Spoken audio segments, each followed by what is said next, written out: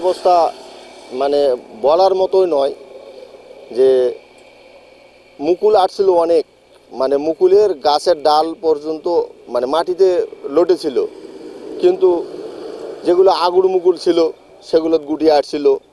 আর পরকার মুকুলগুলা অনেক মুকুল, এই মুকুলগুলো আসার পরে কিছুদিন পরে হঠাৎ করে যেমন উকুন পোকা এসে মানে ধরে গেল। আর দ্বিতীয়ত হলো বৃষ্টি, বৃষ্টি না থাকার কারণে আরও বেশি করে একটু হালকা পশ্চিমা বাতাস ছিল, ঝড়ঝাপটির মতো একটু ছিল, ওগুলোর কারণে আরও বেশি করে উকুন পোকা এসে লাগে। এত ঔষধ ছিটাইছি, ঔষধে কোনো কাজ হয়নি। যা করার সব আমরা করছি, করার পরও দেখা যাচ্ছে যে দুর্যোগের কারণে কিংবা হয়তো আবহাওয়ার কারণে সব কিছু শেষ।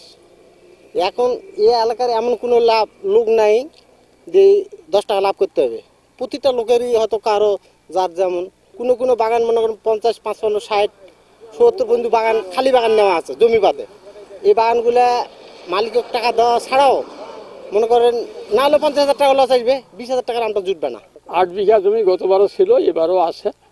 তো এবার খরার কারণে আম সব ঝরে গেছে। এখন খরচই তো প্রায় 3 থেকে 3.5 লক্ষ টাকা খরচ হয়ে গেছে। এখন এই খরচটা উঠবে কি না। আমের অবস্থা অত্যন্ত শোচনীয়। এবারে মানে আমের যে খরচ, অনেক খরচ, বিঘা প্রতি প্রায় 25 থেকে 30,000 টাকা খরচ হয়েছে বিঘা প্রতি। তো এই অবস্থায় এখানে তীব্র তাপদাহ চলতেছে এই আমাদের পোরশা এই এলাকায়, সাপার পোরশা এলাকায়।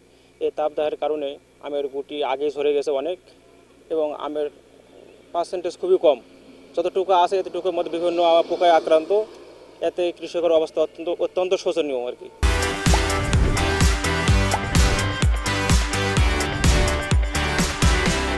মনে করেন যে এই চৈত মাসত আমি এই ধরনের কুয়াশা কিন্তু দেখিনি।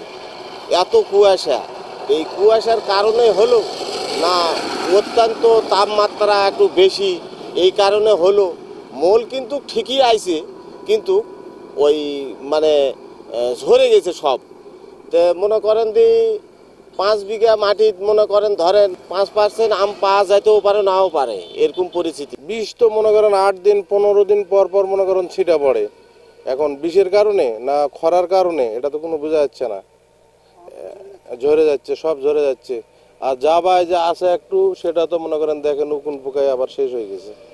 উকুন পোকা মানে বিষ তো কোনো কাজই করতেছে না। আসলে আমাদের যে আমের মুকুল আসে এর 1% মুকুল থেকে ফ্রুট সেটিং হয়, এবং ফ্রুট সেটিং হওয়ার পরেও আমাদের গাছের ফিজিওলজিক্যাল কন্ডিশনের কারণেই বেশ কিছু আম কিন্তু গাছ রাখতে পারে না এবং ঝরিয়ে ফেলে। সেক্ষেত্রে কিছু গুটি এমনিতেও ঝরে পড়বে। তবে টেম্পারেচার বৃদ্ধির কারণে আমের মুকুল যাতে না ঝরে, এ কারণে আমরা মাঠ পর্যায়ে কৃষকদেরকে পরামর্শ দিচ্ছি যে সোয়েল ময়েশ্চার, যেটা মাটির আর্দ্রতা ধরে রাখার জন্য সেচ প্রদান, সম্ভব না হলে গাছে পানি স্প্রে, অথবা গাছের গোড়ায় মালচিং পেপার দেওয়া। বিশেষ করে খড়কুটো, আবর্জনা অথবা কচুরি পানা দিয়ে যদি গাছের গোড়া ঢেকে রাখা যায় তাহলে সোয়েল ময়েশ্চার কনজার্ভ হবে। এতে করেও আমাদের অধিক টেম্পারেচারের কারণে যে সকল গুটি ঝরে পড়ে সেই গুটি ঝরে পড়ার হাত থেকে রক্ষা পাবে। এই বিষয়গুলো আমরা মাঠ পর্যায়ে উপসহকারী কৃষি কর্মকর্তাদের মাধ্যমে কৃষকদের প্রয়োজনীয় পরামর্শ দিচ্ছি।